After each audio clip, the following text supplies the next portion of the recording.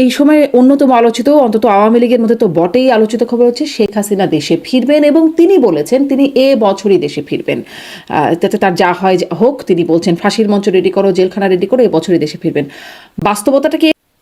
প্রথম কথা হচ্ছে ইনশাআল্লাহ আমাদের নেত্রী ডিসেম্বরের মধ্যে দেশে ফিরে আসুক, এটাই তো আমরা সকলে চাই। কিন্তু ঠিক একইভাবে ওনার নিরাপত্তা 100% নিশ্চিত না হলে জেদের বসে উনি দেশে চলে আসলেন, এটা আবার আমি চাই না। কারণ ওনার নিরাপত্তাটা হচ্ছে গুরুত্বের জায়গায় 1 নম্বরে অবস্থান করবে। ওনার কি খুব বেশি কিছু প্রমাণ করার আছে?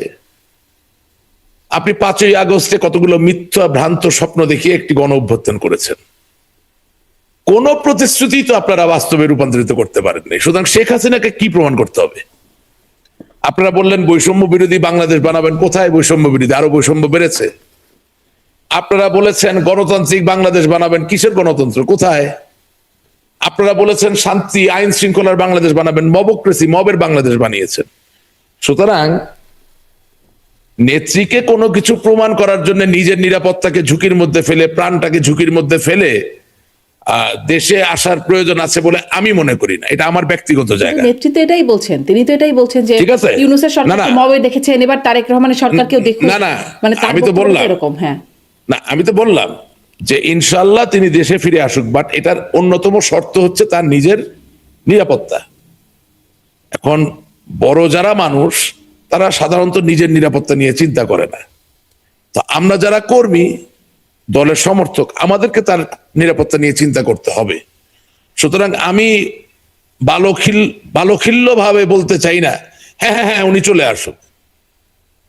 ওনাকে যদি আসার পরে হারিয়ে ফেলি তাহলে তো ওনাকে পাবো না। সুতরাং উনি ডিসেম্বরে আসলো কি আসলো না, তার থেকেও আমার কাছে বড় ব্যাপার হচ্ছে যে উনি যেখানেই থাকুক, যে অবস্থায় থাকুক, সেখান থেকে আওয়ামী লীগের সঠিক রাজনীতি পরিচালিত হোক।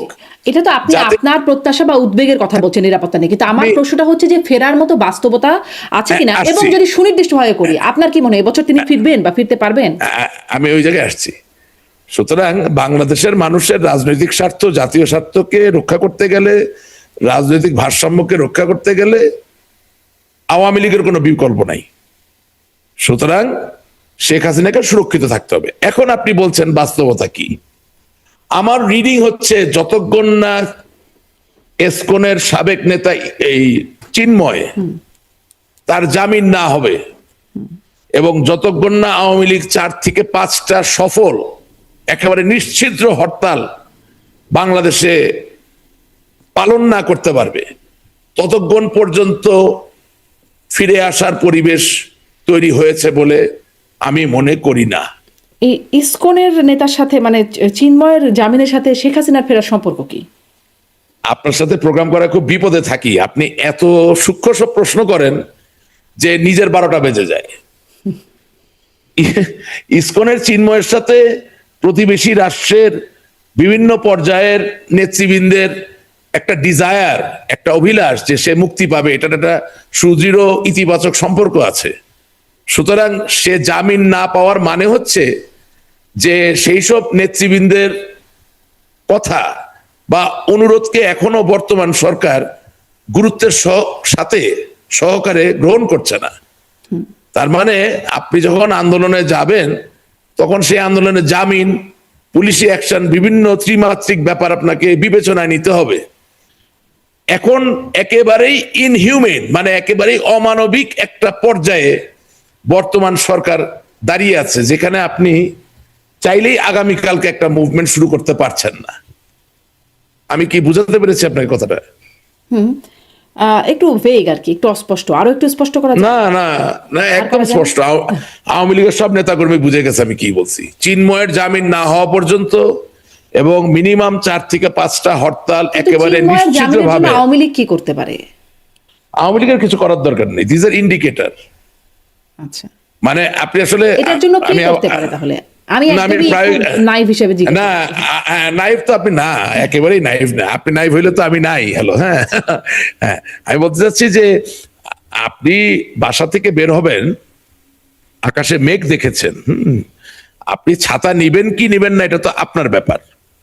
আকাশের মেঘের উপর তো আপনার কোনো নিয়ন্ত্রণ নাই। সুতরাং চিন্ময় হচ্ছে আকাশের মেঘের মতো একটা ব্যাপার। চিন্ময়ের জামিন না হওয়া পর্যন্ত বুঝতে হবে যে আকাশে যথেষ্ট পরিমাণ কিমুলা নিম্বাস মেঘের অনুপস্থিতি আছে, বরঞ্চ বর্ষণ হওয়ার মতো মেঘের অবস্থান বেশি। সমীকরণটা কিন্তু খুব জটিল, আসলে যত সহজভাবে আপনি বলছেন বোঝা যাচ্ছে না। একদম একদম জটিল না, সমীকরণ খুব সহজ। তাহলে চিন্ময় আওয়ামী দিচ্ছে লীগকে না কেন সরকার, মানে সরকারের স্বার্থ কি? বলছি আপনাকে, সমীকরণটা খুব সহজ। আওয়ামী লীগের নিজের শক্তিতে আন্দোলন করতে হবে। আওয়ামী লীগের নিজের শক্তিতেই ওই পরিস্থিতি তৈরি করতে হবে যেখানে জামিন প্রক্রিয়া ত্বরান্বিত হবেই।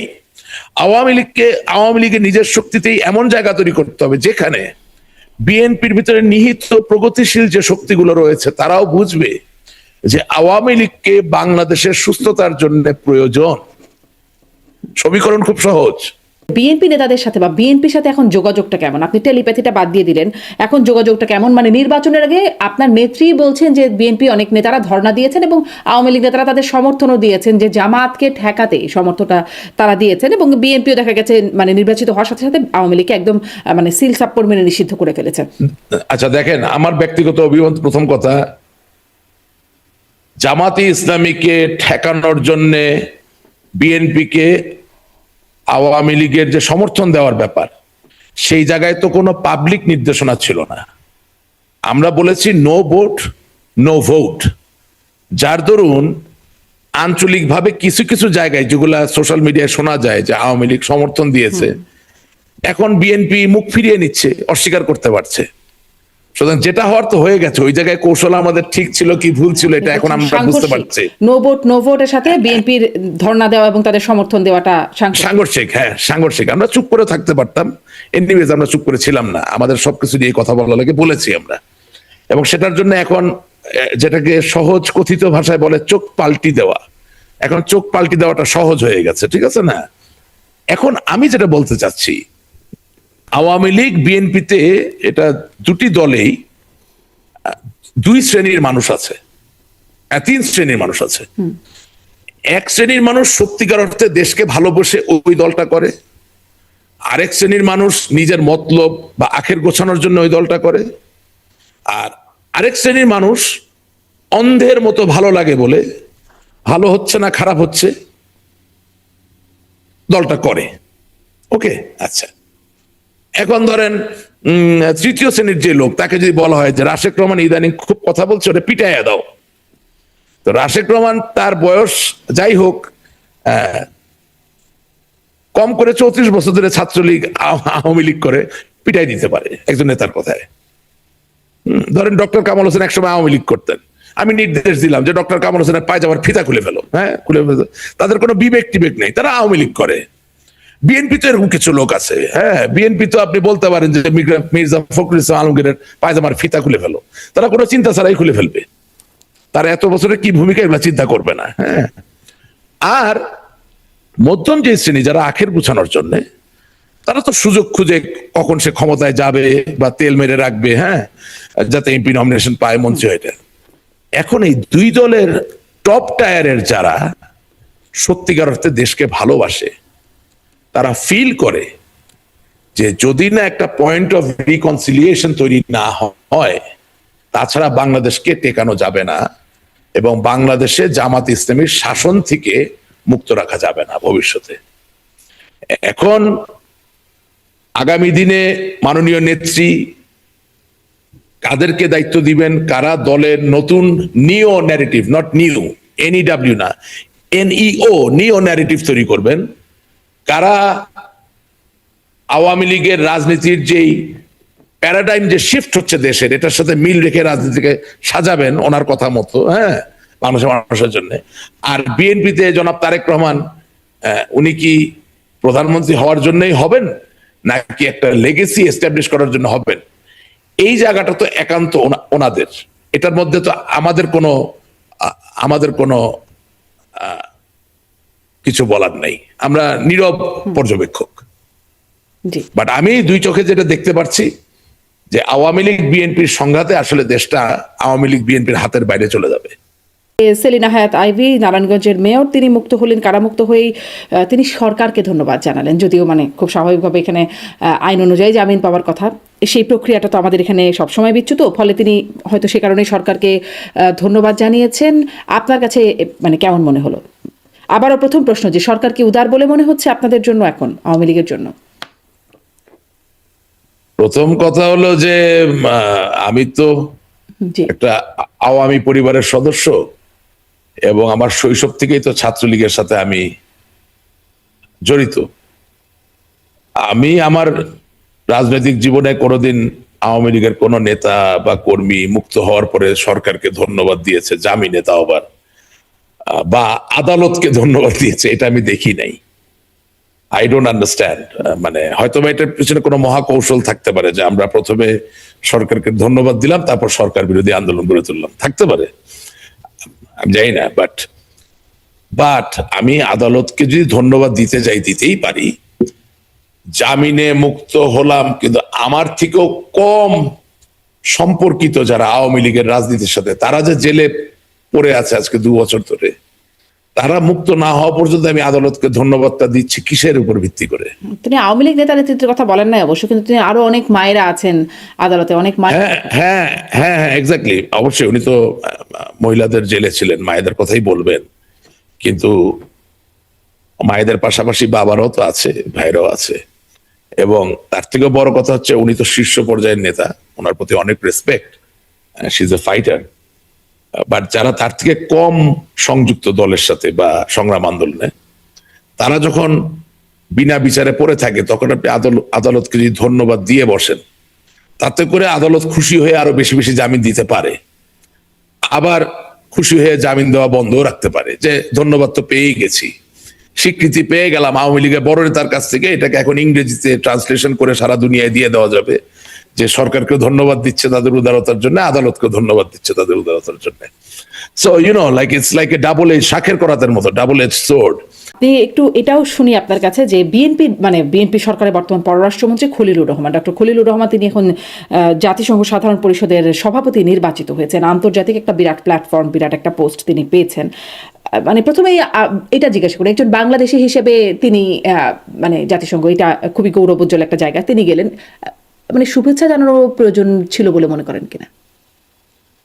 হ্যাঁ, শুভেচ্ছা জানানোর প্রয়োজন, শুভেচ্ছা জানানোর প্রয়োজন। রেকর্ড করেন, কেটে কেটে দেন, আমি বলছি শুভেচ্ছা জানানোর প্রয়োজন। কারণ ওটা বাংলাদেশের পদ, ওটা বাংলাদেশের পদ, ওটা খলিলুর রহমানের পদ না, ওটা বিএনপির পদ না, ওটা বাংলাদেশের পদ। এবং তার থেকে বড় কথা, সোশ্যাল মিডিয়ায় এটা নিয়ে আমাদের ট্রল করা উচিত না, এই কারণে যে আন্তর্জাতিক পরিমণ্ডলের ডেমোক্রেসির সংজ্ঞাটা একটু আমাদের থেকে বেশি সভ্য, ইন দ্য সেন্স যে বাংলাদেশ 99টা ভোট পেয়েছে, আর বাংলাদেশের বিরুদ্ধে সাইপ্রাস পেয়েছে 91টা vote.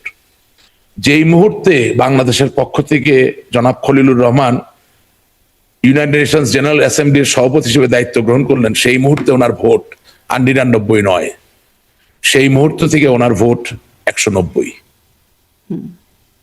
That means he serves all, and all of them who have taken part in that election, they also believe that he is their president. অর্থাৎ ইউরোপিয়ান সাইডের সাইপ্রাসের 2টো ভাগ আছে আপনি জানেন, একটা হচ্ছে টার্কিশ সাইড, আর একটা হচ্ছে ইউরোপিয়ান সাইড, গ্রিক সাইড।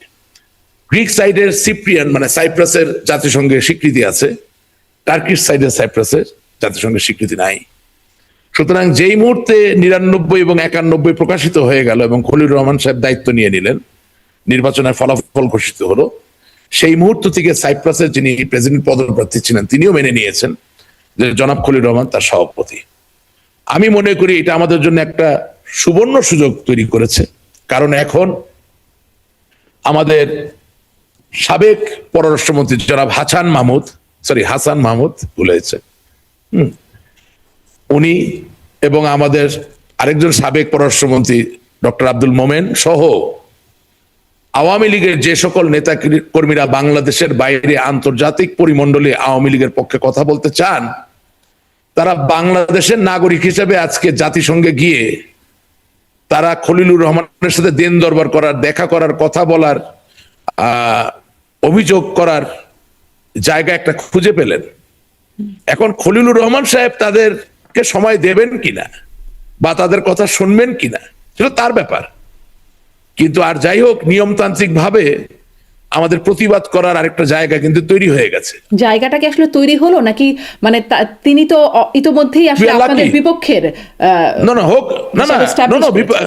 শোনেন, বিপক্ষের হয়েছে তো কি হয়েছে, আমরা সংগ্রামে আছি, আন্দোলনে আছি, আমরা আমাদের বিপক্ষের লোকের সাথে কথা বলতে পারি যে এটা আমার অধিকার, এটা সঠিক নয়।